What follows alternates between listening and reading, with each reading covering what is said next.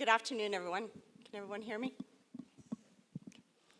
Like Maria said, my name is Lisa MacGregor, and I'm from Winnipeg, Manitoba, Canada.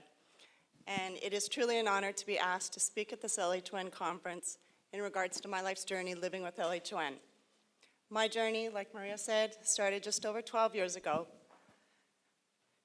I was an active 34-year-old mother and wife, had only been married 5 years at the time, had a 2.5-year-old son, a 12-year-old stepson, a full-time career working at an insurance company in which I had been for just over 13 years at the time.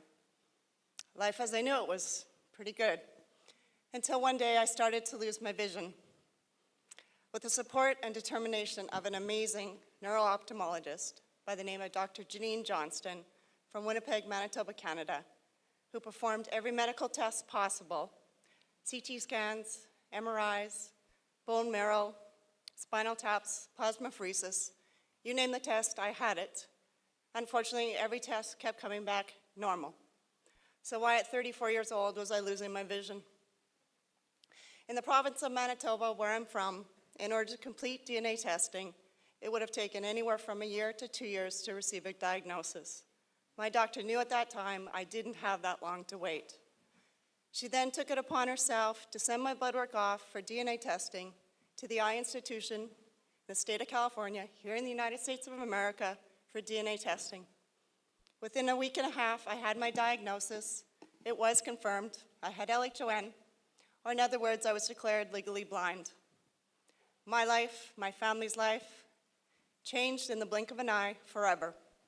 However, my role as a mother and a wife remained the same. I still had an obligation and a commitment to my family to somehow, some way, continue on. And yes, there was many days and times I wanted to give up and let LHON win. But I knew for the sake of my children and my family, I could not and would not. 2 years after being diagnosed with LHON, my world changed once more. Sorry, let me revert back. Sorry. I didn't have the assistance from our blind institution where I'm from. In a lot of ways, they let me down. I had the support of my family and my friends. I didn't have the technical aids or the mobility training, the support systems, the counseling, the in-classroom training. I had to teach myself. I taught myself how to cook, how to clean, how to take care of a home, but more importantly, how to raise a young family and how to take care of myself with very little vision. It wasn't easy, but I managed. 2 years after being diagnosed, my world changed again. My youngest son, the love of my life, started kindergarten. And I was faced with a question of what on earth was I going to do with all my free time while he was at school. It was then I decided it was time to take care of myself. I started to work out and exercise on a regular basis. I walked the dog on my own each and every day. And yes, where I'm from, even through blizzard-like conditions. I needed to prove to myself more than anything that LHON did not win or steal all of my independence away. I then became even more involved in my son's life. I started to volunteer in his kindergarten class 1 to 2 days a week, which eventually turned into 3 to 4 or more. It proved to myself that I still had a purpose and a will to continue on. Somehow, some way, I did it. Following that year of volunteering in my son's kindergarten class, I was then asked by the school vice principal if I'd be willing to take on teaching an English program to kindergarten students whose first language was not English. I did, and it was extremely successful. It proved to myself, and I believe many others, that I still had a will and a purpose to go on. Following that, I decided to become even more involved in the school. In fact, to the point where I was at the school the majority of the time. Still keeping in mind my new full-time career position as a stay-at-home mom, those jobs, tasks, and duties were completed each and every day. I became very active in the school to the point of joining the Parents Association and becoming the president of the Parents Association for 3 years running. When I started with this committee, it had a total of 6 members holding chair positions and attending monthly meetings. In my third and final year as the acting president, our committee had grown to a total of 22 members holding chair positions and attending monthly meetings. On average, our committee had anywhere from 22 to 30 members that would eventually attend all of our monthly meetings. That was a huge accomplishment to myself. In fact, we were also presented an award by the province of Manitoba for the most outstanding achievement completed by a parents' association in a school year. That proved to me that was an experience and memory that I will take for life.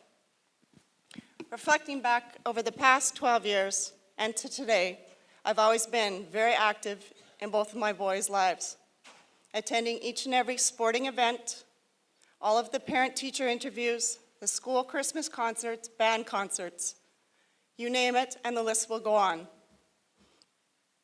And yes, perhaps there once was a day that I could see all of this a lot clearer than I can today, but the most important goal and lesson I hope I'm teaching my children and my family and friends is that no matter what disability one has, or obstacles or challenges that you're faced with, you can still go on.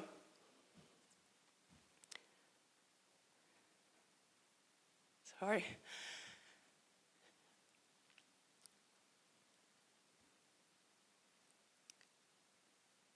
There are still times, even after 12 years, of accepting and dealing and coping with this vision loss. That there are times I sit in those freezing cold hockey rinks, watching my son play hockey through my binoculars, that those tears of sorrow fall from my eyes, just knowing there once was a time that I could see my son clearly. But those tears of sorrow quickly turn into tears of happiness and joy, just knowing that I am still a part of my son's world and that he is the most important thing that I have in my life.